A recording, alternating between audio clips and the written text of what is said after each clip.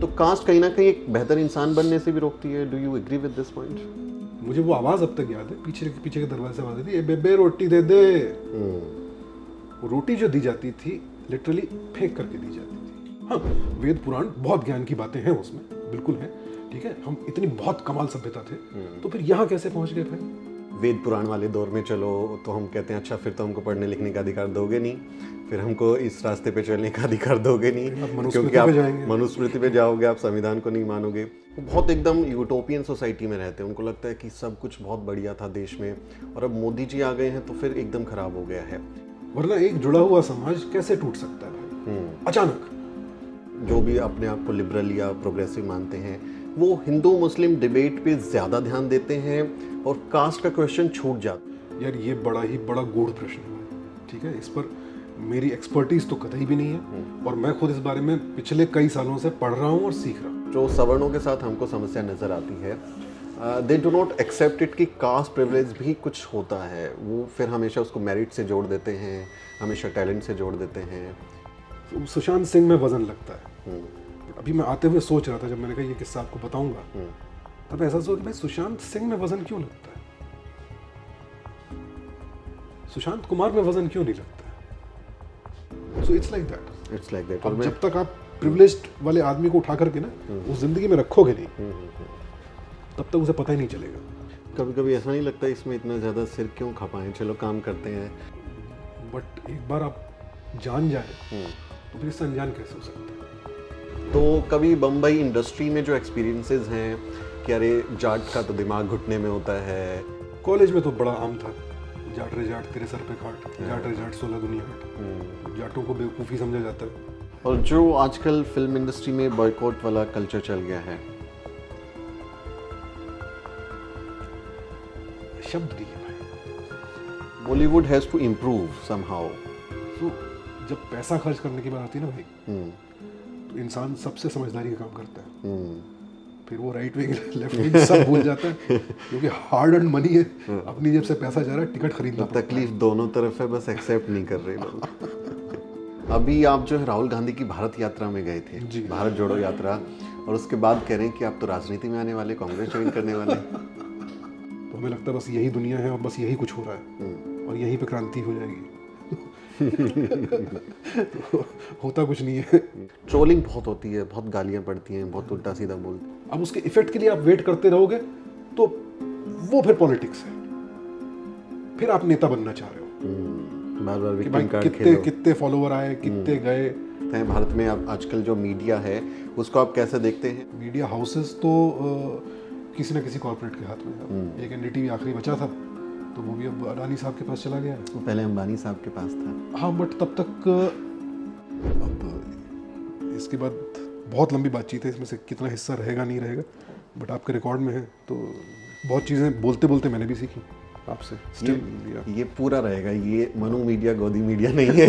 हमारा अपना चैनल है।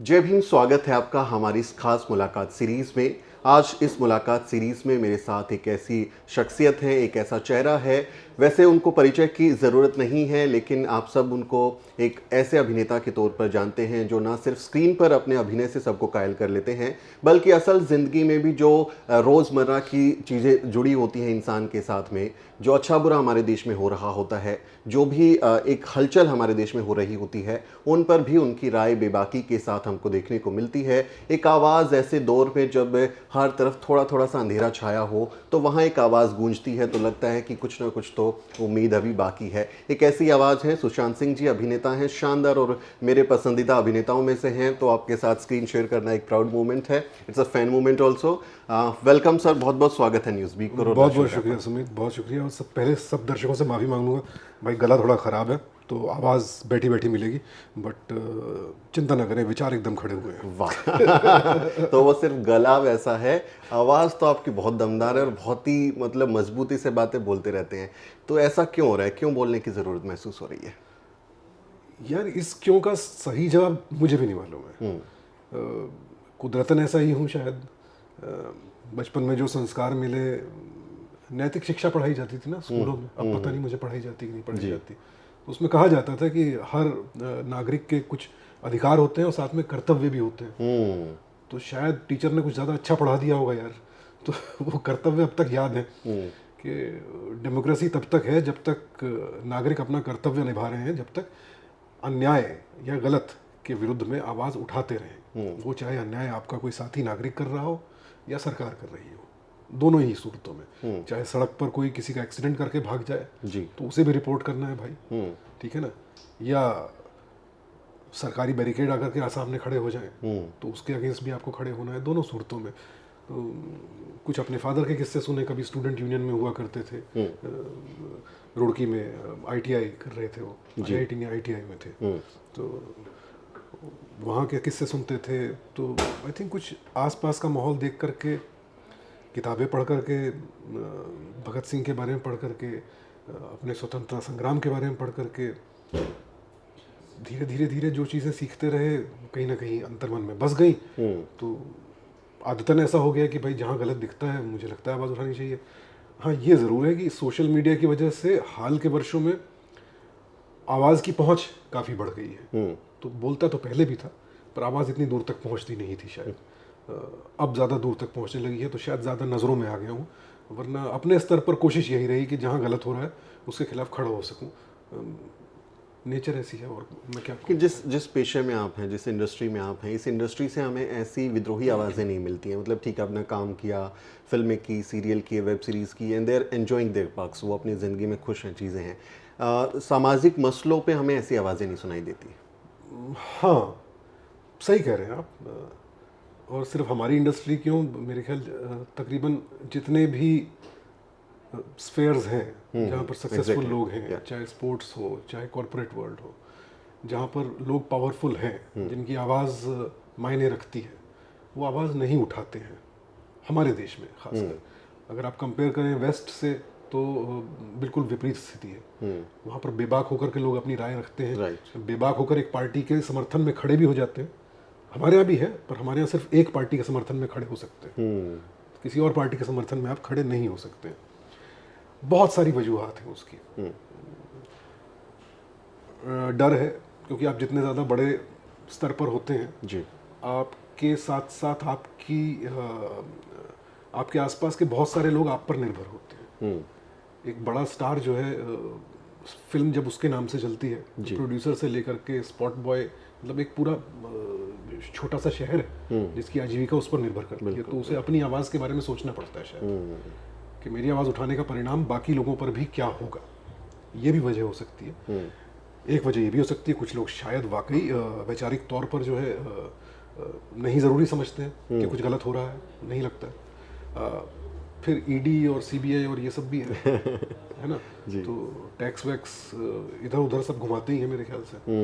तो बड़े कम लोग होंगे जिनका दामन बिल्कुल पाक साफ होगा, जिनकी कहीं कोई फाइल न दबी हो, या जिन पर कोई आक्षेप न लगाया जा सके, प्रूव हो या ना हो। वो तो होता रहे, पनामा पेपर लीक होते हैं और ये पेपर लीक होते हैं, प्रूफ चाहे कुछ हो या ना हो, सिर्फ उंगली भर उठा देनी है और अगला डर जाता है।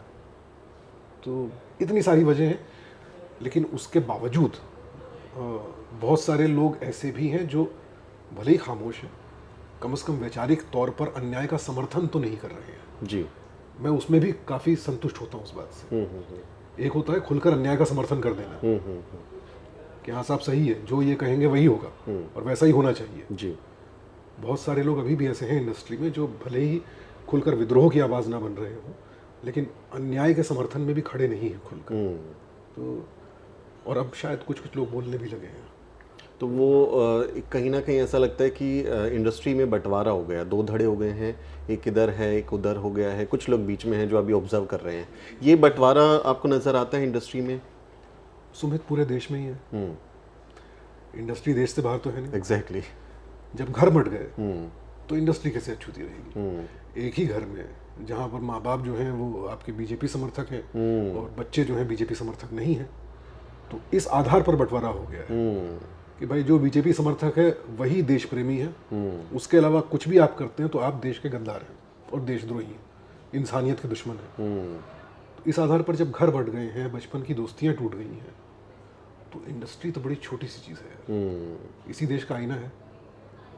तो वो दो धड़ में बंटना ही था। और एक तरह से हमारे समाज के लिए ये शायद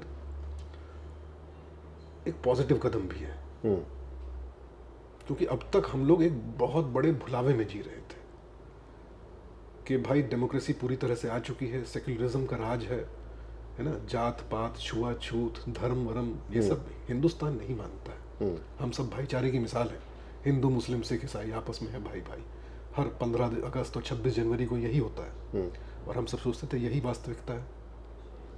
पर अगर आप सतह से थोड़ा सा भी भीतर जा करके देखते, शहरों से ही बाहर निकल करके देखते, तो गांव गली कस्बों से लेकर के जहां तक आप जाएं, हम कई धड़ों में बटे हुए रहे हैं हमेशा से जी। कहीं संस्कृति के नाम पर, कहीं भाषा के नाम पर, कहीं पहनावे के नाम पर, तो कहीं विचारों के नाम पर। समरसता नहीं आई। समरसता जो थी वो एक आंख की शर्म थी, कानून का डर था कि भाई घर में कह सकते हैं हम, जो ना खाए सूरा सो नहीं हिंदू पूरा, है ना, खुलेआम नहीं कह सकते। तो ये खुलेआम नहीं कहा जाता था, लेकिन घर में फिर भी कहा जाता था। मैंने भी तो वही सुना ना जी। मतलब 50 तरह की, हर वर्ग को लेकर के, हर कास्ट को लेकर के, हर दूसरी कास्ट में कहावतें हैं। फला का बच्चा कभी ना सच्चा, आप इसमें कोई भी कास्ट डाल दीजिए। सो हम बटे हुए रहे हैं हमेशा से। अब खुल करके पहली बार ये समाज खुद को फेस कर रहा है कि हमारी असलियत ये है, और इससे हम में से बहुत से लोगों को झटका लगा। पहले तो ये स्वीकारने में कि ये हमेशा से था। मुझे भी ऐसा लगा काफी टाइम तक कि यार ये 2014 जब से बीजेपी आई है ना, इन्होंने ये जो हवा बदली है, तब से ये जहां देखो हिंदू मुस्लिम जात पात यही हो रहा है। लेकिन इन्होंने ऐसा कौन सा मंत्र फूंक दिया कि एक समाज जो बिल्कुल एक होकर खड़ा था वो अचानक बढ़ गया? वो तो संभव ही नहीं है। राइट। आपने सिर्फ हमारी जो सबसे बड़ी वीकनेस थी उसका फायदा उठाया। So first we have to accept कि हम ऐसे ही थे, ये बाहर से कहीं से नहीं आई है विचारधारा। बहुत सारे लोग ये बार बार, जैसे हम देखते हैं कि बोलते हैं कि मोदी का इंडिया, उससे पहले इंडिया जैसा आप जिक्र कर रहे हैं, वो बहुत एकदम यूटोपियन सोसाइटी में रहते हैं। उनको लगता है कि सब कुछ बहुत बढ़िया था देश में, और अब मोदी जी आ गए हैं तो फिर एकदम ख़राब हो गया है। लेकिन ऐसा नहीं है। जैसा आप बोल रहे हैं कि ऑलरेडी बहुत कुछ ख़राब था, तो हमारी जो अंडर द कारपेट वाली मेंटेलिटी है कि कूड़ा है तो कारपेट के नीचे घुसा दो, उसको दिखाओ मत, वो भी एक्सपोज हो गई। तो हमारे अंदर समाज की तौर पे भी कुछ कुछ कमियां थी जो हम लोग इतने जल्दी, वही बाहर आया है। हमारी कमियां थी जिसका फायदा उठाया गया। वरना एक जुड़ा हुआ समाज कैसे टूट सकता है भाई अचानक? धीरे धीरे टूटना फिर भी समझ में आता जी, है कि धीरे धीरे प्रोपेगेंडा फैलाया जाए, एक कम्युनिटी को बुरा बताया जाए, धीरे धीरे धीरे कई बरस लगते हैं उसमें। अचानक एक परिवर्तन नहीं आ जाता जी। सो उसे स्वीकारने में समय लगेगा। अभी भी बहुत सारे लोग इस शॉक में हैं कि नहीं नहीं, ऐसा कैसे कह रहे हैं आप, ऐसा कुछ है ही नहीं। क्योंकि वो सबसे इजी होता है, शुतुरमुर्ग की तरह सर छुपा लेना कि नहीं, ये आपको सिर्फ सोशल मीडिया पे दिख रहा है, सिर्फ ये सब, बाकी कहीं कुछ नहीं है। बहुत बड़े तबके में नहीं भी है। ऐसा नहीं कि पूरा देश सिर्फ नफरतों के हवाले हो गया है। बहुत सारे गांव, बहुत सारे कस्बे, बहुत सारे शहर, बहुत सारे मोहल्ले ऐसे भी हैं जहां हिंदू मुस्लिम जात पात छुआछूत नहीं है, लेकिन वो बहुत कम मात्रा में है।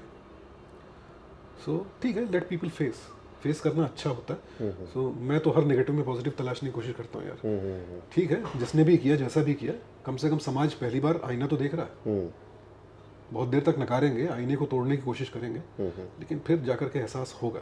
क्योंकि वो जब उसकी बदसूरती जी, वो आपके घर तक भी पहुंचेगी ना, तो तब एहसास होगा कि यार जो हो रहा था गलत हो रहा था। और फिर जब गलत विभत्स लगने लगेगा, जैसे सम्राट अशोक का हृदय परिवर्तन हुआ था, अब वो ऐतिहासिक तथ्य है या नहीं है मुझे नहीं पता भाई जी, पर मैं उसको एक एग्जाम्पल की तरह ले रहा हूँ कि जब इतना लहू बह गया कि खुद उसे विरक्ति हो गई, यार अब और मारकाट नहीं। तो जब तक ये नफरतें जो है ना विभत्स रूप लेकर के खुद हर आदमी को झंझोड़ नहीं देंगी, तब तक एक्चुअल बदलाव तो मुझे लगता है नहीं आएगा। और हम उस तरफ बढ़ रहे हैं धीरे धीरे बढ़ रहे हैं। क्योंकि हम लोग कम्युनिटी जर्नलिज्म में हैं और अपनी एक दलित आइडेंटिटी के साथ हम लोग काम करते हैं। हम इस पूरी डिबेट में, जैसे जो मोदी का इंडिया वाला डिबेट है, उसको हम लोग हिंदू मुस्लिम बाइनरी के साथ जोड़ते हैं। और बहुत सारे लोग जो हैं मतलब जो भी अपने आप को लिबरल या प्रोग्रेसिव मानते हैं, वो हिंदू मुस्लिम डिबेट पे ज़्यादा ध्यान देते हैं और कास्ट का क्वेश्चन छूट जाता है, जबकि हम कास्ट के नज़रिए से जब इस पूरे देश को देखते हैं, समझने की कोशिश करते हैं।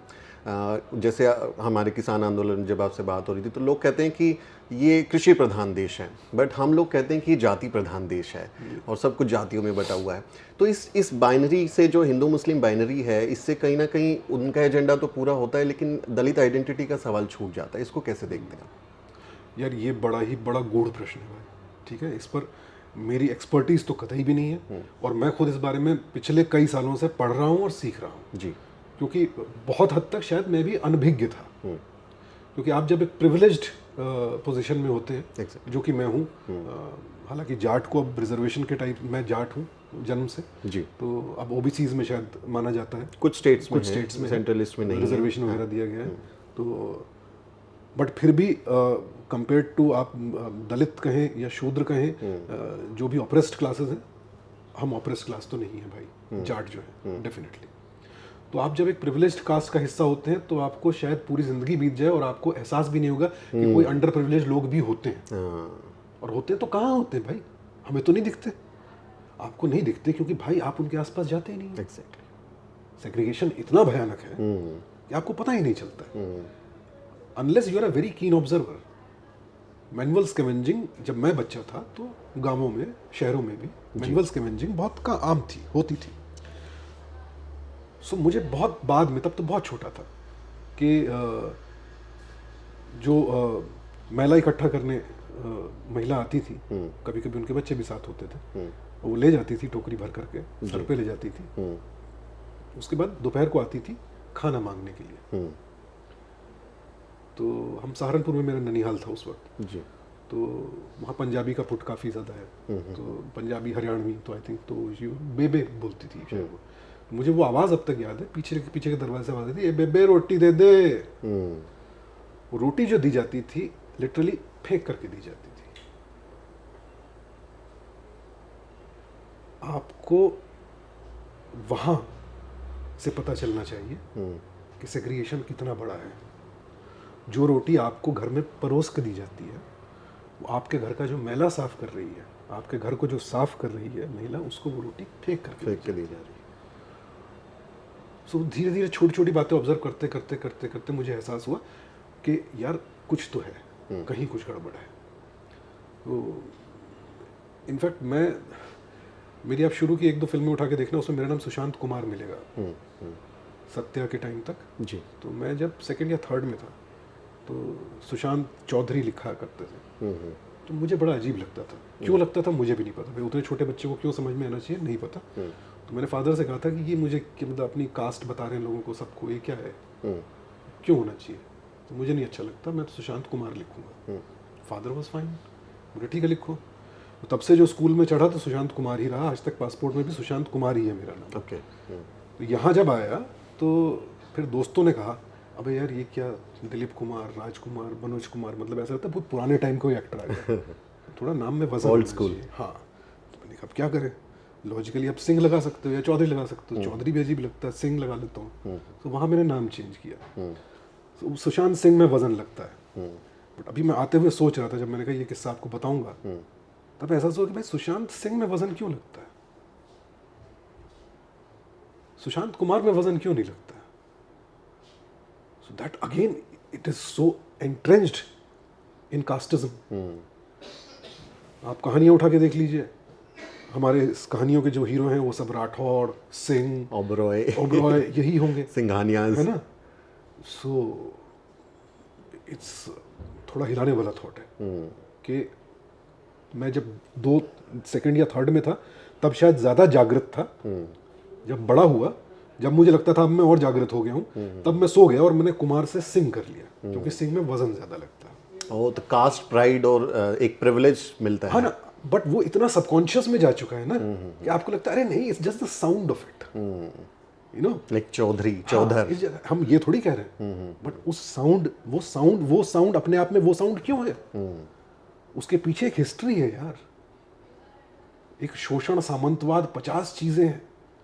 सो मैं भी सीख रहा हूँ यार धीरे धीरे, और ये हमारे समाज की सबसे बड़ी दिक्कत है एक्चुअली। डिबेट आप कह रहे थे हिंदू मुस्लिम डिबेट है, मेरे ख्याल से डिबेट हिंदू मुस्लिम भी नहीं है।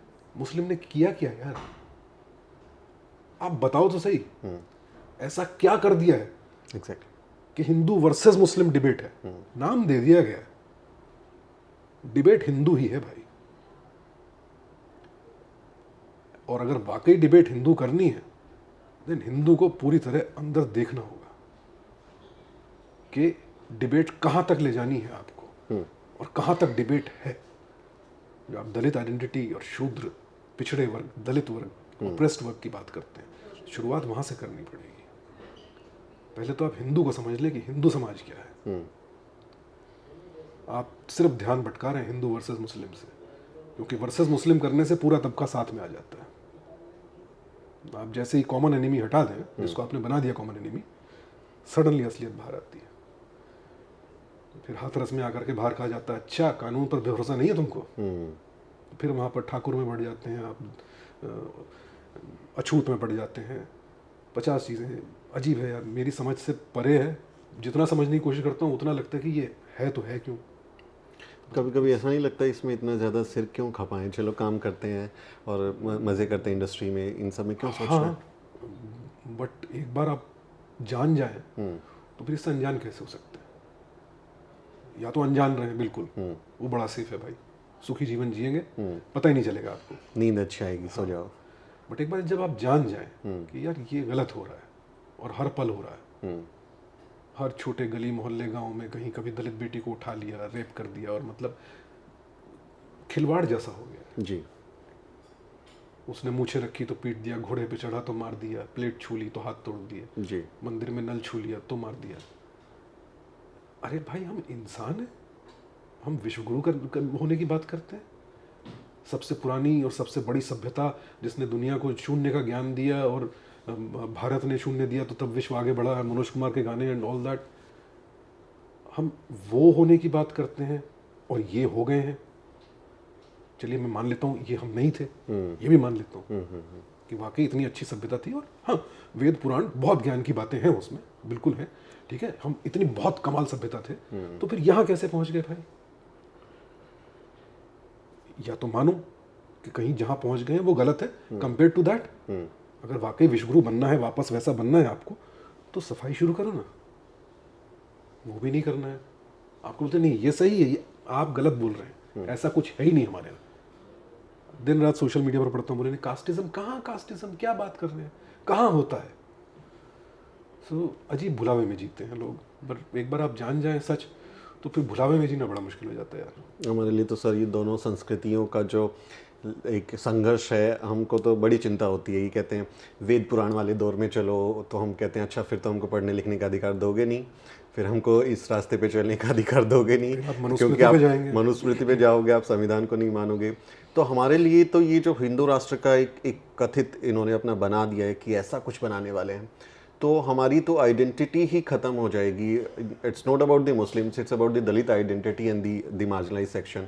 तो हमारे लिए चुनौती और भी बड़ी हो जाती है। इसलिए आप देखेंगे कि जब भी कुछ मसला होता है तो हमारे लोग एकदम सड़क पे आते हैं, संविधान बचाने की कोशिश करते हैं। That's very important to us. भाई आप तो वो जी रहे हैं, ठीक है ना, मैं तो सिर्फ एक ऑब्जर्वर हूँ, वो भी रिसेंटली एनलाइटेंड, या वो एनलाइटेंड भी नहीं, अवोकन इट है ना, रिसेंटली अवोकन ऑब्जर्वर हूँ। ओके, मैंने तो ये वास्तविकता जी ही नहीं है, तो मैं आपके डर, आपकी इनसिक्योरिटी को मैं समझ भी नहीं सकता हूँ। मैं आपके साथ खड़े हो सकता हूँ, सहानुभूति जता सकता हूँ, आपको सपोर्ट कर सकता हूँ, but I can not understand what you going through. जिस तरह मैं एक मुसलमान की क्या पोजीशन है इस समय देश में, मैं समझ सकता हूँ, समझने की कोशिश कर सकता हूँ। उसको मैं कह नहीं सकता कि मैं अरे भाई I know what you are going through, I don't know. So घूम फिर के आता है कि भैया रास्ता एक ही है, संविधान। बिकॉज पुराना समय ही था भाई, बदलना उसका ज़रूरी था, अतः बदला, फोर्सफुली बदला, कहीं नेचुरली बदला, कॉलोनियलिज्म आया, इन्वेडर्स आए, हर देश में आए, हर देश में कभी कोई दूसरा धर्म था, कभी दूसरे धर्म के इन्वेडर्स आए, वैसा ही था, पूरा विश्व वैसा था। हम अनोखा देश नहीं है। मिडिल ईस्ट में भी इस्लाम हमेशा से नहीं था जी। क्रिश्चियनिटी भी हर जगह हमेशा से नहीं थी, पेगनिज्म था, अलग अलग ट्राइबल कल्चर्स थे, समझिए सब बदला, क्योंकि बदलना वक्त के साथ चीज़ें बदलती हैं। कुछ देश काफ़ी आगे निकल गए जो अब एक ही किताब की बात करते हैं जिसका नाम है संविधान।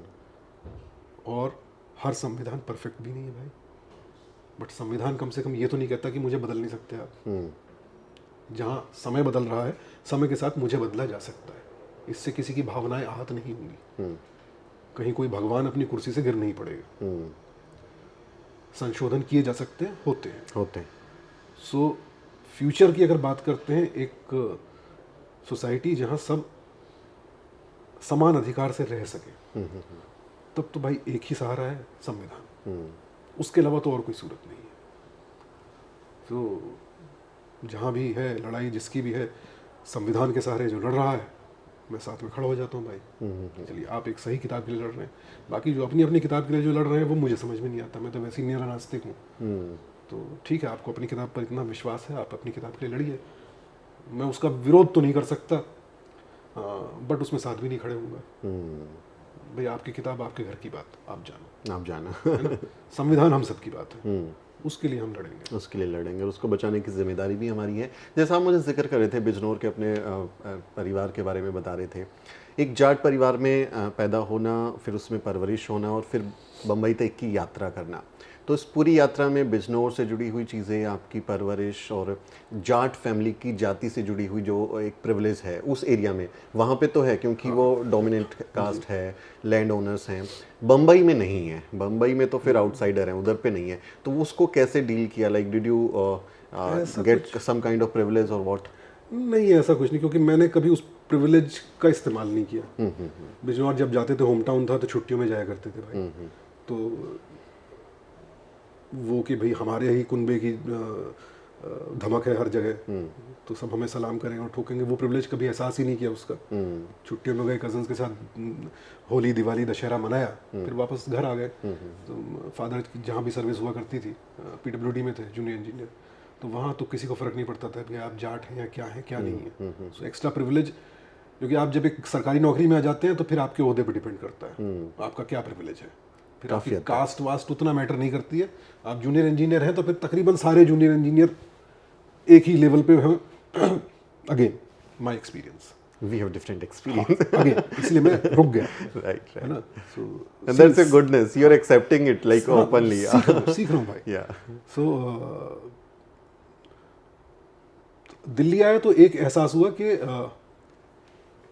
जो किरोड़ीमल कॉलेज के पीछे का एरिया था, चंद्रावल, वहाँ पर काफ़ी जाट थे। हाँ जी, हाँ जी। और अगेन वो सब अपने जो है मतलब दबंगई के लिए मशहूर थे, यू नो, गुंडागर्दी, दबंगई।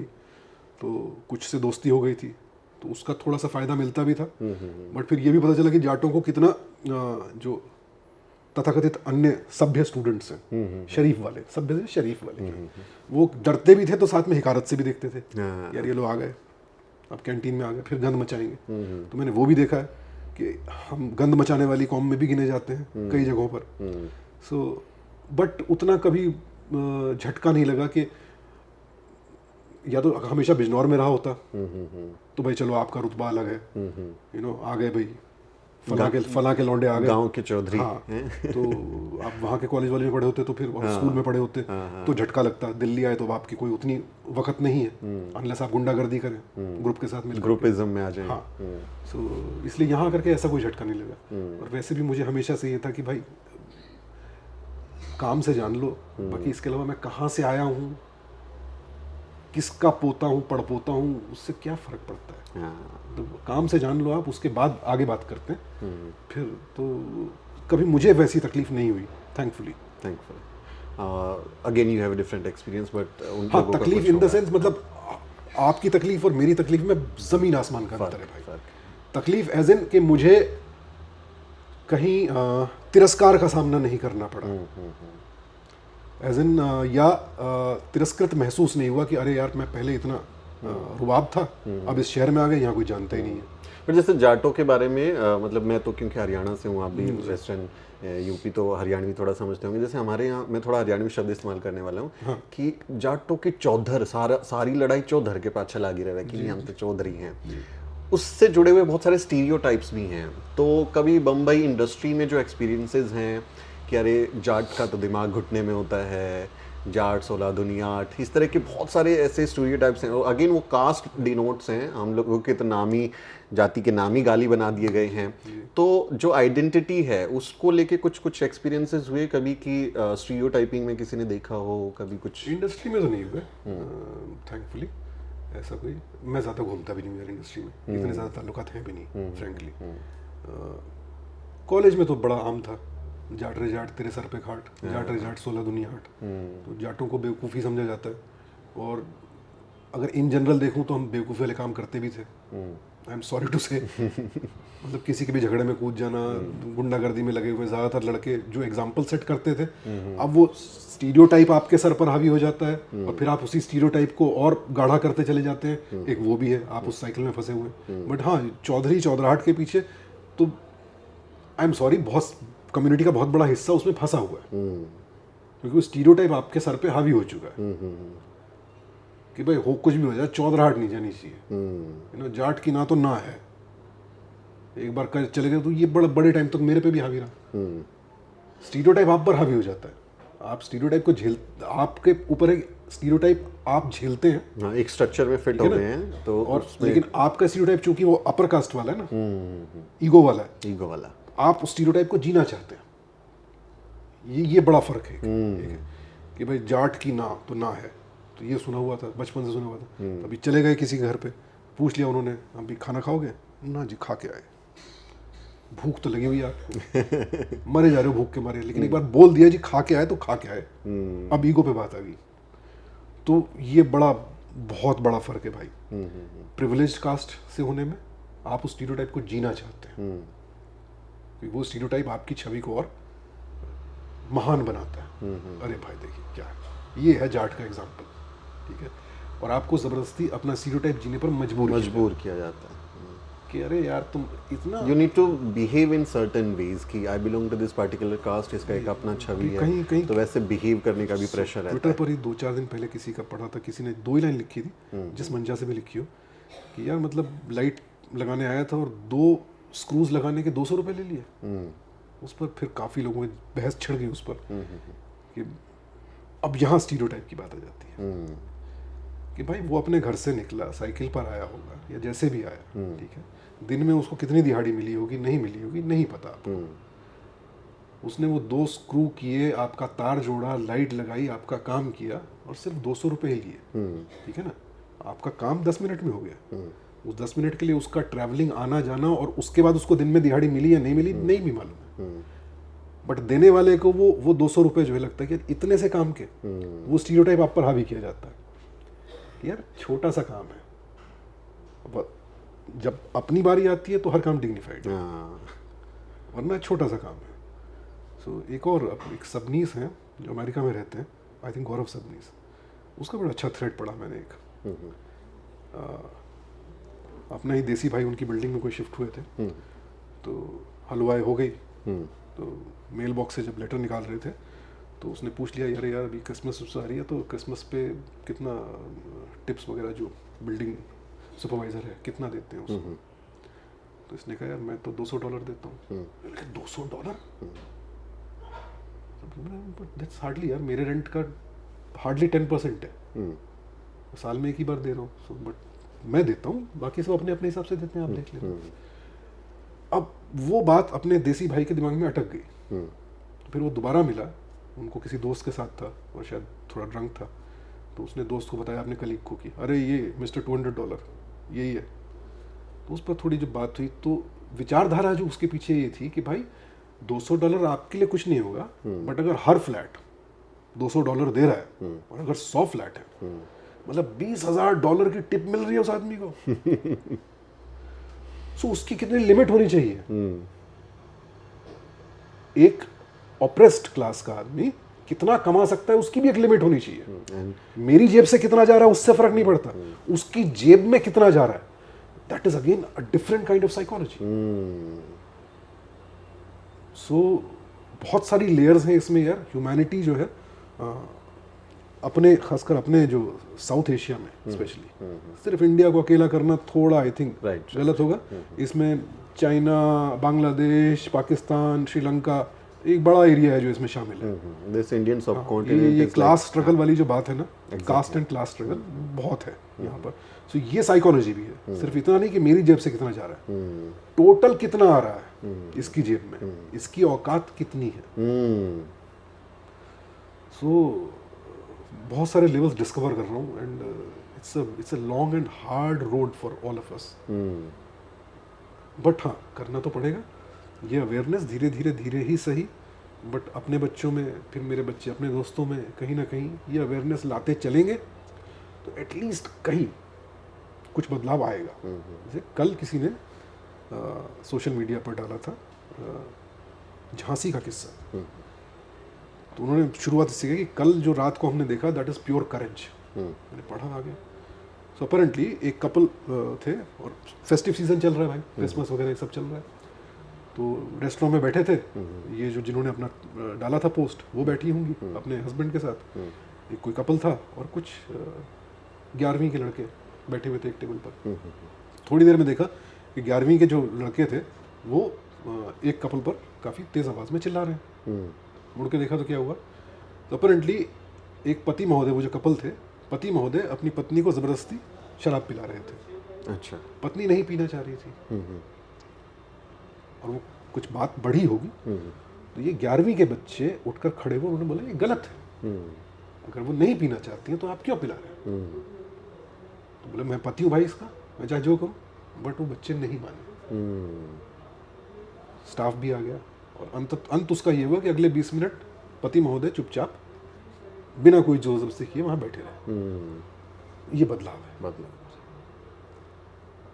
झांसी जैसे शहर में अगर 11वीं के बच्चे आज इस बारे में सोच रहे हैं कि चाहे पति पत्नी ही सही, आप ज़बरदस्ती नहीं कर सकते, चाहे खाने पीने की बात हो या कोई भी, तो ये बदलाव है और ये धीरे धीरे आया है।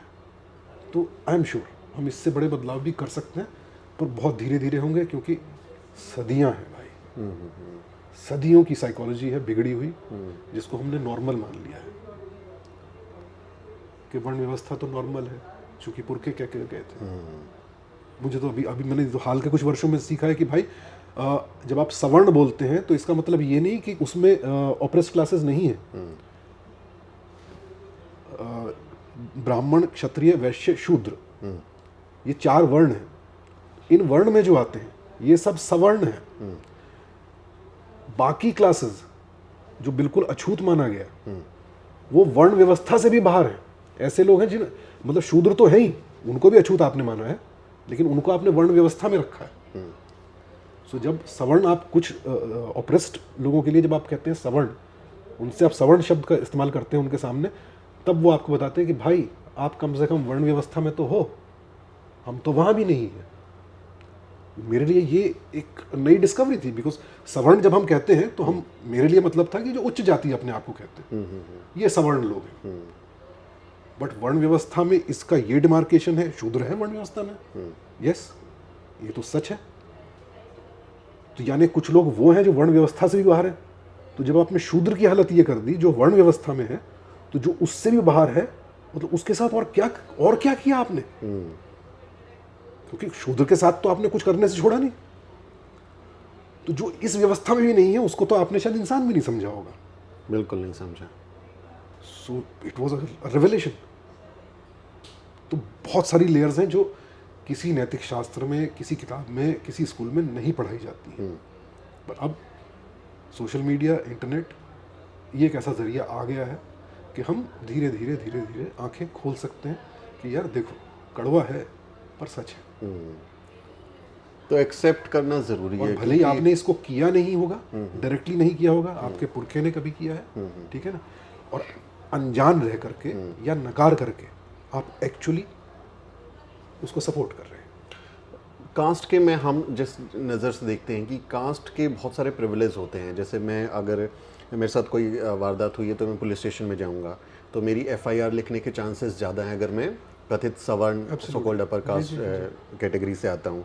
मेरा वकील हो सकता है बेहतर हो, और अगर जो जज फैसला सुना रहा है वो मेरी जाति का हो सकता है, उसकी गुंजाइश ज़्यादा है। तो कास्ट के प्रिविलेजेस हैं, और जो सवर्णों के साथ हमको समस्या नज़र आती है, they do not accept it कि कास्ट प्रिविलेज भी कुछ होता है। वो फिर हमेशा उसको मेरिट से जोड़ देते हैं, हमेशा टैलेंट से जोड़ देते हैं कि नहीं ऐसा नहीं होता है, मतलब कास्टिज्म तो कुछ नहीं है, हम प्रिविलेज को एक्सेप्ट ही नहीं करेंगे।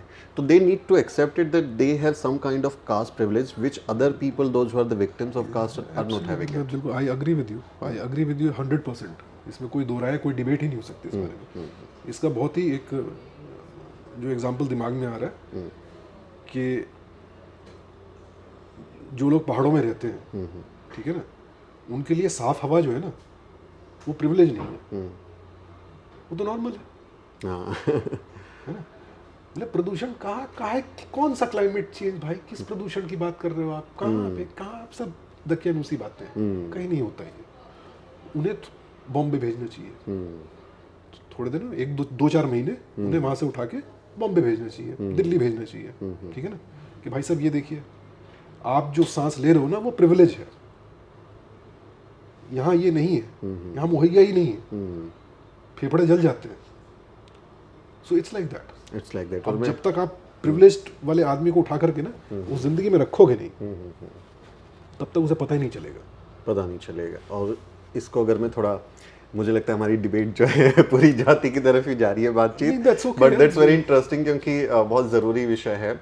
जैसा ये एग्जांपल है कि वो पहाड़ पे रहते हैं, उनको पता नहीं चलता कि that's a privilege, they are having the bestest breath. जो पहाड़ में ऊंचाई भी आ गई, सो बहुत सारी लेयर्स आ गई इसमें अननोइंगली। हाँ, तो इसको अगर हम ऐसे जोड़ें कि जैसे वो अगर कहते हैं कि ग्लोबल वार्मिंग नहीं है, लेकिन ग्लोबल वार्मिंग की वजह से वहाँ बादल फट रहे हैं, उनका पहाड़ जो है वो धंस जा रहा है, उनको नुकसान उसका उठाना पड़ता है। ऐसे ही कास्ट जो है, जो जाति है, जो लोग उसको नकारते हैं कि कास्ट नहीं है, बट उनके अंदर बहुत सारी बुराइयां भी जाति की वजह से आती हैं जो एक इंसान को इंसान होने से रोकती हैं। जैसा हम जिक्र कर रहे थे पहले कि आपको एक सर्टेन बिहेव करना पड़ता है, तो जाति जो है आपको फिर एक अच्छा बेहतर इंसान, ह्यूमैनिटेरियन बनने से रोकती है।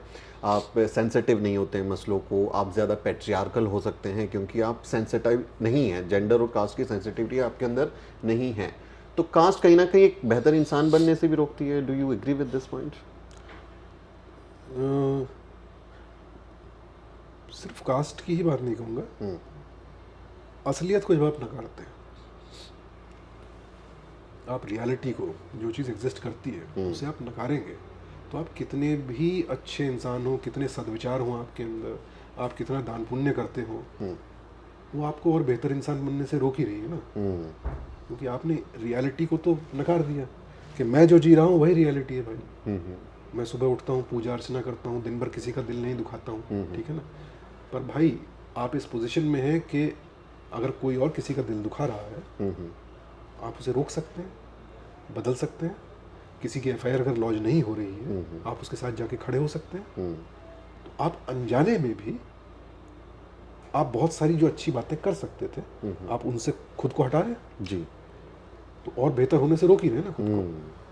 आप वो रियलिटी चाहे जात पात की हो, वो रियलिटी चाहे क्लाइमेट चेंज की हो, वो रियलिटी चाहे इंटर रिलीजन या क्लास वॉर की हो या कास्ट वॉर की हो, आप जब भी रियलिटी से खुद को अलग हटाते हैं तो आप ये कह रहे हैं इससे मुझे क्या, ये तो होता ही नहीं है, अब ये होता ही नहीं है तो इससे मुझे क्या, तो फिर आप प्रोग्रेस कैसे करेंगे? राइट, बेहतर नहीं बन सकते फिर आप। तो ये बहुत इंटरेस्टिंग जाति से जुड़े हुए हमारे सवाल जवाब रहे। वापस फिल्मों पे लौटते हैं क्योंकि फिल्मों से ही जुड़ा हुआ पूरा इनका करियर है, किरदार है, और हम फिल्मों के तौर पे ही आपको पहचानते हैं, बट अब एक एक्टिविस्ट की भूमिका में भी आप आ रहे हैं। आजकल जो फिल्मों में प्रोपेगेंडा और एजेंडा सेटिंग के तहत काम होता है कि खास आइडियोलॉजी को किस तरह से फ्रेम करना है, वेब सीरीज़ के ज़रिए हम देख रहे हैं नेशनलिज्म को बहुत ज़्यादा, एंटी पाकिस्तान सेंटीमेंट और इन सब पे बहुत खेला जा रहा है। हाउ डू यू सी, इसको आप कैसे देखते हैं? ये सुमित कोई नया फिनोमेना नहीं है। सिनेमा बहुत पावरफुल मीडियम है जी, और इसे हमेशा, जब से बना है सिनेमा, जब से उद्योगपतियों ने और सरकारों ने इसकी पावर को पहचाना है, तब से इसे प्रोपेगेंडा के टूल के रूप में इस्तेमाल किया गया है।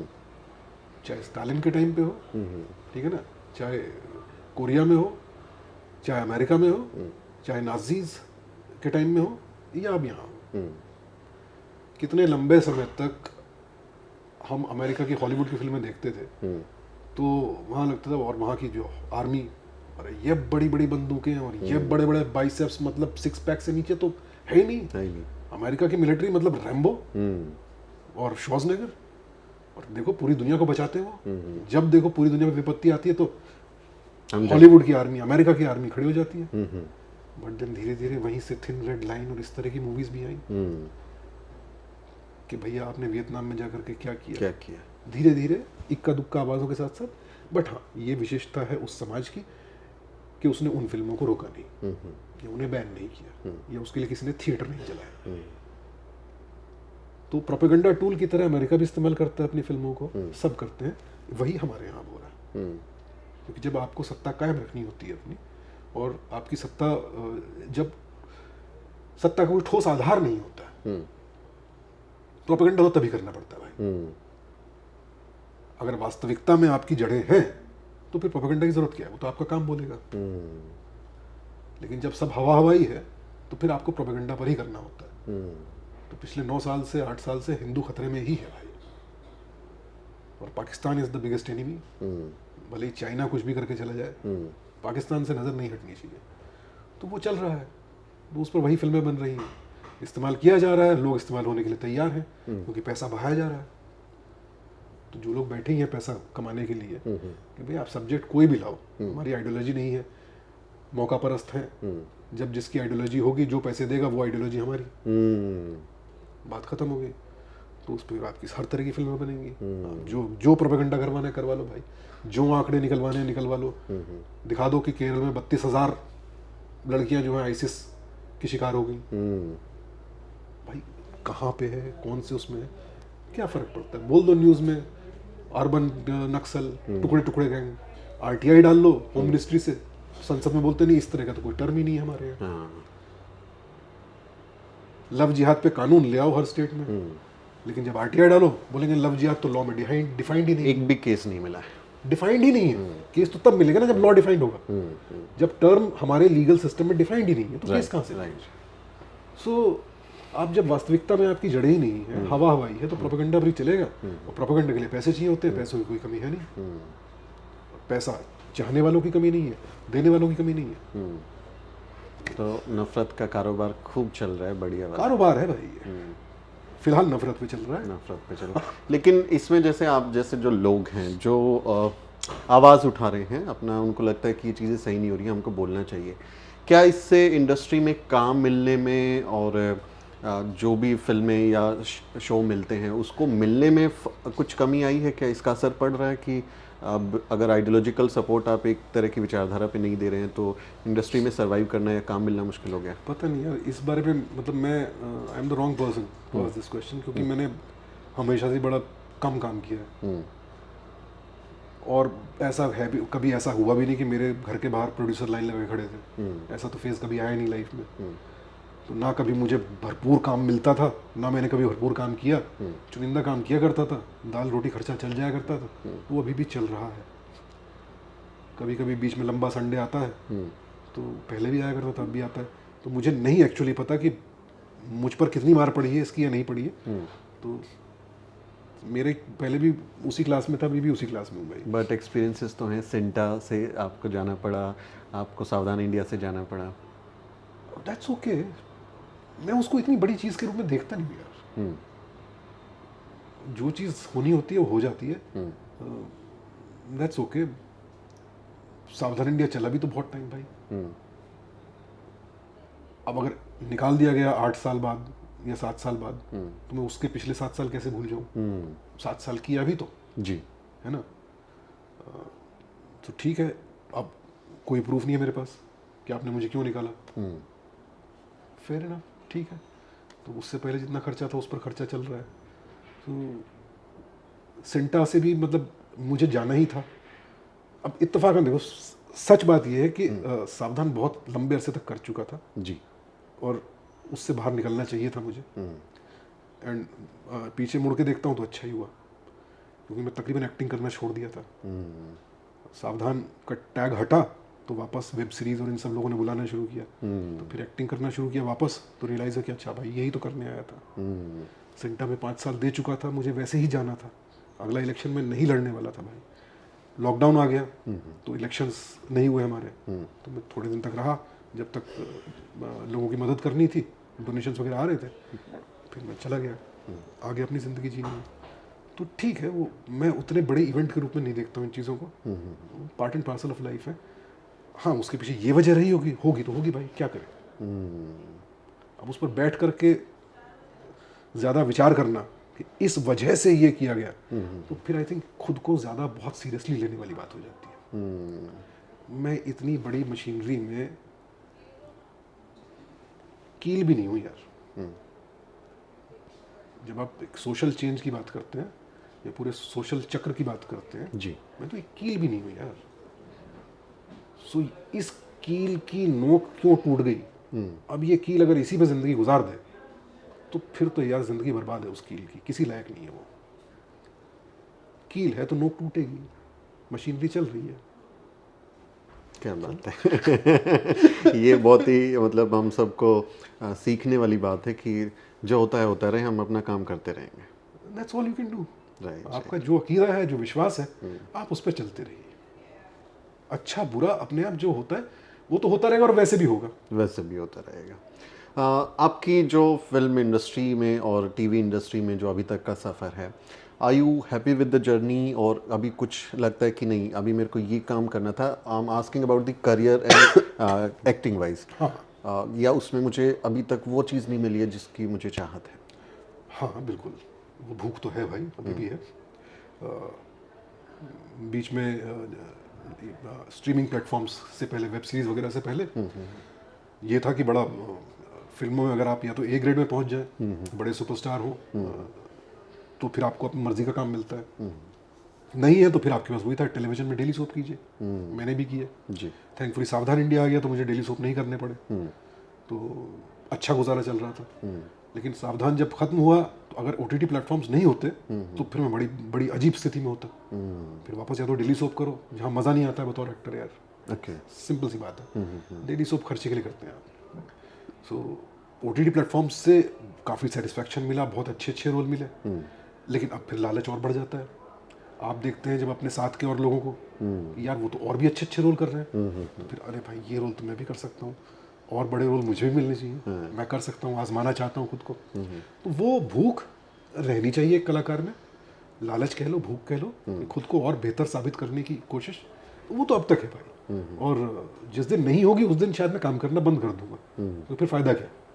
अगर सब कर लिया है और कुछ बड़ा करने की चाहत नहीं है, Exactly. तो फिर क्या फ़ायदा? फिर जी की क्या करें, फिर फिर कुछ क्या और काम करेंगे। तो अभी क्या प्रोजेक्ट्स कुछ हैं आने वाले, कुछ बता पाएँ? भाई अभी एक क्या काम कर दो रहे सब कंप्लीशन पर है, उनके नाम नहीं बता सकता हूँ, बट अगले साल फरवरी मार्च में दो बड़ी वेब सीरीज़ रिलीज़ होनी चाहिए। एक नेटफ्लिक्स के लिए है, एक एमएक्स प्लेयर के लिए है, और एक सीरीज़ अभी जनवरी एंड में शुरू होने वाली है, वो भी एक अच्छे प्लेटफॉर्म के लिए है। सो कुल मिलाकर ठीक चल रहा है, not bad at all, but और बेहतर क्यों ना हो। बिल्कुल। और जो आजकल फिल्म इंडस्ट्री में बॉयकॉट वाला कल्चर चल गया है, how do you see it? शब्द नहीं है भाई, इससे बड़ी बेवकूफ़ाना चीज़ हम और कुछ नहीं कर सकते एज सोसाइटी, कि जो हमारी सबसे बड़ी सॉफ्ट पावर है, बॉलीवुड, जो हमने गाने, नाच गाने इसके लिए इतना लोकप्रिय है। हमारे स्टार्स राज कपूर के टाइम से लेकर के अब तक शाहरुख खान तक, बच्चन साहब, जो वर्ल्ड फेमस रहे हैं। अच्छा, आप मिडिल ईस्ट चले जाएं, आप कहीं तुर्की चले जाएं, जर्मनी चले जाएं, इनके फैंस मिल जाते हैं। उस सॉफ्ट पावर से हम दुनिया पर अपनी पताका फहराने के बजाय उसकी टांग खींचने में लगे हैं। और किस लिए? बहुत ही टुच्चे राजनीतिक फायदों के लिए। बड़ा राजनीतिक फायदा भी नहीं हो रहा इससे कोई यार, इससे कोई वोट नहीं आने वाले, इससे तो पंचायत इलेक्शन भी नहीं जीत रहे आप। तो ये हो क्यों रहा है? मुझे तो यही समझ में नहीं आता। सरकार को इस पर तो फौरन दमन लगाना चाहिए, क्योंकि ये निहायत बेवकूफ़ाना चीज़ है। पूरी दुनिया में सिर्फ थू थू ही होती है इस पर, और कुछ नहीं होती, और इससे किसी फिल्म का भविष्य निर्धारित भी नहीं होता। माफ़ कीजिएगा, बॉयकॉट से अगर फिल्में फ्लॉप हुआ करती तब भाई एक पूरी मिनिस्ट्री बन जाती इस पर। लेकिन कई फिल्में फ्लॉप हुई हैं और उसमें बॉयकॉट का भी एक ट्रेंड तो है, सोशल मीडिया पे तो चलता ही है। तो उसके पीछे एक बॉयकॉट कारण हो गया, मैं कंसीडर कर रहा हूँ, क्योंकि आप इंडस्ट्री से तो आप बेहतर जानते हैं उसको। दूसरा ये कि जो कंटेंट बॉलीवुड की तरफ से आ रहा है, जिस तरह की फिल्में, जिस तरह का काम आ रहा है, उसको ऑडियंस अब बहुत ज़्यादा उस तरीके से रिसीव भी नहीं कर रही है कि पहले जो फिल्में बनती थी, बड़े पर्दे पे आती थी, लोग बहुत उसको सुपरहिट बना देते थे। तो क्या अब ऑडियंस ज़्यादा मैच्योर हो गया कंटेंट को लेके कि अब ओटीटी वगैरह और दूसरे दुनिया भर के सिनेमा, वेब सीरीज़ हमको देखने को मिलती है, तो Bollywood has to improve somehow? एक सबसे बड़ा लेसन जो और शायद खुद हमारी इंडस्ट्री इस बात का एहसास कर रही है कि उसे बदलना होगा, नए तरह का कंटेंट लाना होगा, क्योंकि ऑडियंस के पास चॉइस बहुत है यार। मैं 400-500 रुपये का टिकट लेकर के हॉल में क्यों जाऊँ जब मुझे उससे बेहतर कंटेंट घर पे मिल रहा है। घर पे मिल रहा है, ठीक है ना। या अगर 500 का टिकट मुझे खर्च ही करना है तो मुझे एक एक्स्ट्रा वैगन्जा बाहुबली जैसा दिख रहा है, या RRR दिख रही है, या पुष्पा जैसा कुछ एक दिख रहा है जी। तो फिर मैं वहीं जाके खर्चा करूंगा भाई, उसका डब वर्जन देख लूंगा। आप मुझे वही दे रहे हो जो 2 साल पहले 3 साल पहले चाशनी चटा रहे थे, अभी भी वही चटा रहे हो।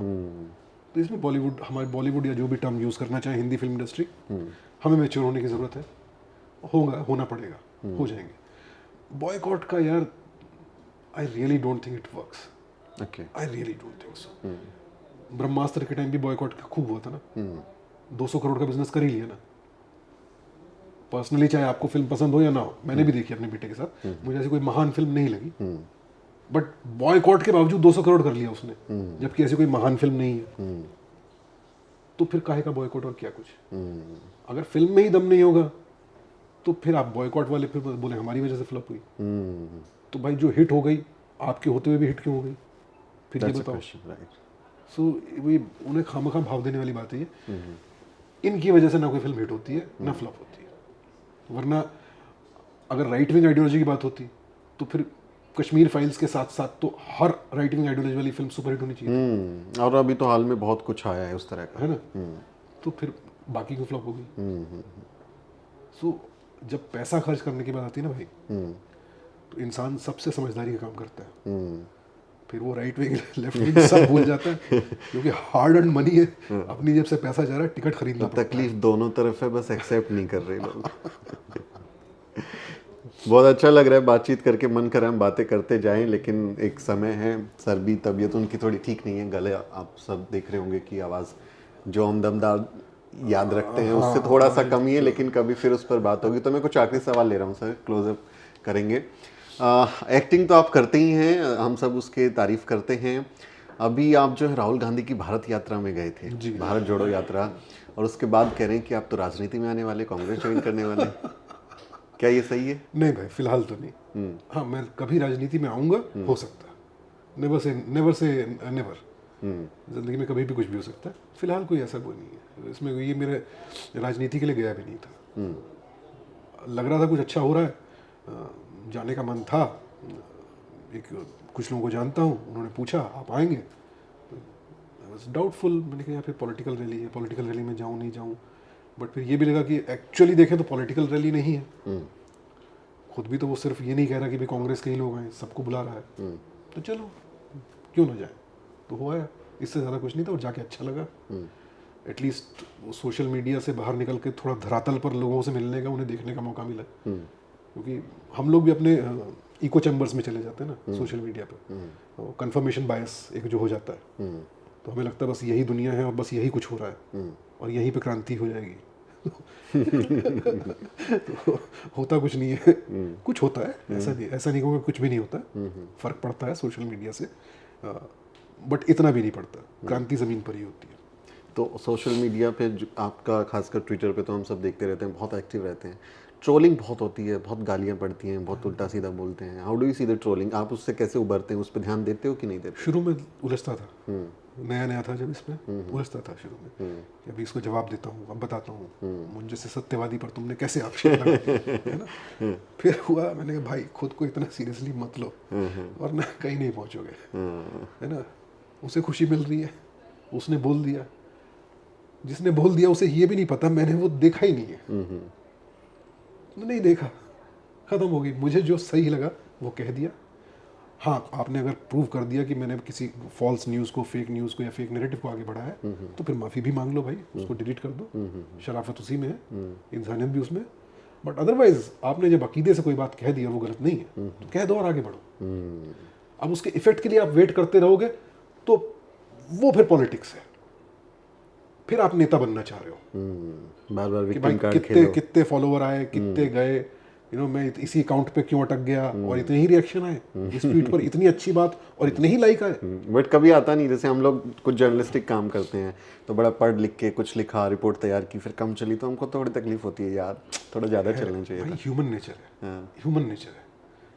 But let us accept the fact we are human, और जो हमें पढ़ रहे हैं, सुन रहे हैं, देख रहे हैं, वो भी ह्यूमन है। सबके पास लिमिटेड टाइम है। अगर मैं अपनी एक ट्वीट की ओर या आप अपनी एक स्टोरी की ओर लोगों को नहीं खींच पाए, तो शायद पहला विचार हम ये करें कि हमारे तरीके में कहीं कोई शायद कमी रह गई, इसकी हेडलाइन में या एडिटिंग में, इसको और चुस्त बनाने में शायद कहीं वी कोई नीड कमी टू रह गई। इम्प्रूव। या क्योंकि सबके पास लिमिटेड टाइम है और चॉइसेस बहुत हैं, इंडिपेंडेंट पोर्टल्स बहुत हैं। मुझ जैसे ट्वीट करने वाले, तुकबंदी करने वाले, सड़क छाप शायर, सब तरह के लोग मौजूद हैं और हर कोई ऑडियंस ढूंढ रहा है। सब में कंपटीशन, उस कंपटीशन में मत फंसिए। ऑब्वियसली किसे अच्छा नहीं लगता भाई मेरे इतने फॉलोअर हो गए, देखिए सबको ख्वाहिश होती है, ह्यूमन नेचर लालच पे डिपेंडेंट है बहुत, एक वैलिडेशन पर, तो हम सब जीते हैं वैलिडेशन पर। बट जितना सीखा है इन सालों में कि भाई उससे बाहर निकल आओ, जितना तटस्थ होकर रहो। तो अपनी जो पुरानी फिलॉसफी है, मध्यम मार्ग जो है ना, बुद्धा's way, जी। मध्यम मार्ग पे ना चलो। ज्यादा खुश हो ना ज्यादा दुखी हो, डोंट कील। ठीक है ना, don't take yourself too seriously man.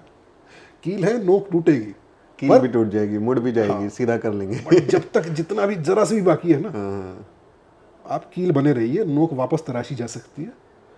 जब पूरे खत्म हो जाए तो फिर किसी को क्या फर्क पड़ता है, आप कहाँ और मैं कहाँ।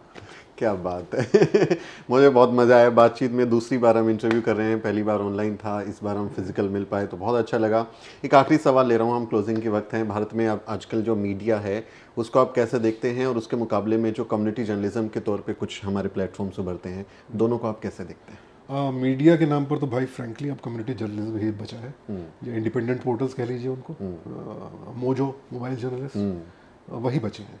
मीडिया हाउसेस तो किसी न किसी कॉर्पोरेट के हाथ में है। अब एक एनडीटीवी आखिरी बचा था, तो वो भी अब अडानी साहब के पास चला गया है। वो पहले अंबानी साहब के पास था। हाँ, बट तब तक रवीश जी एक थे उसमें, फिर भी कुछ हद तक दिल के बहलाने को सोच लो।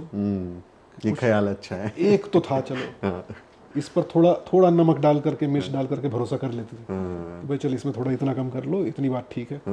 बट अब तो वो भी नहीं रहा, तो अब समझ में नहीं आता किसको देखें। तो अब एकमात्र जरिया जो है वो आप जैसे लोग हैं, मीना कोतवाल हैं, मनदीप पूनिया हैं, अजीत अंजुम हैं, रवीश जी अपना यूट्यूब एक्टिव कर लें जितना, तो he वो started है। his own channel. हाँ, Yeah. सो अभिसार हैं, मतलब जो इंडिपेंडेंट जो लोग बचे हुए हैं अब वही है। और उसमें ऑब्वियसली आपके अपने ओपिनियन होंगे, जिस तरह हर न्यूज़पेपर के एडिटोरियल होते हैं, उनके अपने ओपिनियन होते हैं। तो खबर का रंग वो होता है, वो होगा ही, वो सबका होगा। बट एटलीस्ट सतह से क्या खबर आ रही है वो तो मिलेगी। सो मुझ जैसे लोग तो आई थिंक अब टोटली आप लोगों पर डिपेंडेंट है भाई, क्या हो रहा है वो आईना अब आप हमें दिखा सकते हैं कि समाज में क्या हो रहा है। बहुत बहुत शुक्रिया बातचीत के लिए। तो ये सुशांत सिंह सर, और इन्होंने बहुत बेबाकी से सवालों का जवाब दिया। और क्योंकि एक बैकग्राउंड हमारा उत्तरी भारत के कुछ हिस्सों से, हरियाणा और यूपी के हिस्सों से है, तो मुझे बहुत अपनापन भी महसूस हुआ बात करते हुए। और बहुत ही सेंसिटिव सवाल हैं जिनको अमूमन जो फिल्मी जगत से जुड़े हुए लोग हैं, टीवी जगत से जुड़े हुए लोग हैं, वो एकदम अवॉइड करना चाहते हैं, उस पर बात नहीं करना चाहते। तो आपने हमारे सवालों का जवाब दिया, वक्त दिया, बहुत बहुत शुक्रिया उसके लिए। Thank you so much for inviting me भाई। आप आए, बातचीत हुई। अब इसके बाद बहुत लंबी बातचीत है, इसमें से कितना हिस्सा रहेगा नहीं रहेगा, बट आपके रिकॉर्ड में है। तो बहुत चीज़ें बोलते बोलते मैंने भी सीखी आपसे। ये पूरा रहेगा, ये मनु मीडिया गोदी मीडिया नहीं है। हमारा अपना चैनल है, तो पूरा इस पे रहेगा। और ये पूरी बातचीत आपको कैसी लगी, इसके बारे में आपका क्या सोचना है, कमेंट करें, अपनी राय दें। आपसे अपील है कि हमारे चैनल को भी सब्सक्राइब करें, क्योंकि जैसा अभी सुशांत जी बोल रहे थे कि अभी थोड़ा सा ज़रूरत है कि कम्युनिटी जर्नलिज्म को बढ़ाया जाए। सर एक बार अगर आप अपील कर दें, मैं फ्री में प्रमोशन करा लेता जी जी बिल्कुल बिल्कुल। नमस्कार भाई, जितने तमाम दर्शक हैं, मैं सुशांत सिंह। और मीडिया से सबको शिकायत रहती है, ख़ासकर जो नेशनल मीडिया है, बड़े बड़े टेलीविज़न चैनल्स हैं या बड़े बड़े अखबार हैं, वो सब प्रोपेगेंडा ज़्यादा दिखाते हैं। जिस बात के लिए सरकार विज्ञापन देती है वही दिखाते हैं उनको, आप लोगों को। तो हम सब शिकायत तो करते हैं, बट असल न्यूज़ जानना चाहते हैं तो उस ओर भी थोड़ा कदम बढ़ाएं। द शूद्र इनका प्लेटफॉर्म है। इस तरह के और बहुत सारे इंडिपेंडेंट जर्नलिस्ट हैं। गांव सवेरा है, मनदीप पुनिया का, मूक नायक है, अजीत अंजुम भाई का चैनल है, बहुत सारे हैं, परी नेटवर्क है, बहुत सारे लोग बहुत अच्छा काम कर रहे हैं। But paid journalism I think is the best journalism. जब तक जर्नलिज्म विज्ञापन पर निर्भर नहीं रहेगा तब तक वो आपको सच्ची खबरें दिखा पाएगा। तो सब्सक्राइब करें ऐसे चैनल्स को, डोनेशन की जहां सुविधा उपलब्ध है डोनेट भी करें जितना आपकी क्षमता हो उसके हिसाब से, ताकि जो इंडिपेंडेंट न्यूज़ चैनल्स हैं वो निर्भीक होकर के हमें सच्ची खबरें दिखा सकें। बहुत बहुत शुक्रिया हमसे बातचीत करने के लिए। आपसे अपील है चैनल को सब्सक्राइब करें और अपनी राय कमेंट के जरिए ज़रूर लिखें। मेरा नाम सुमित चौहान है और इस वीडियो इंटरव्यू को रिकॉर्ड करने में मेरी मदद कर रहे हैं मेरे सहयोगी मोहित कुमार। अगले किसी वीडियो में मुलाकात होगी। बहुत बहुत शुक्रिया।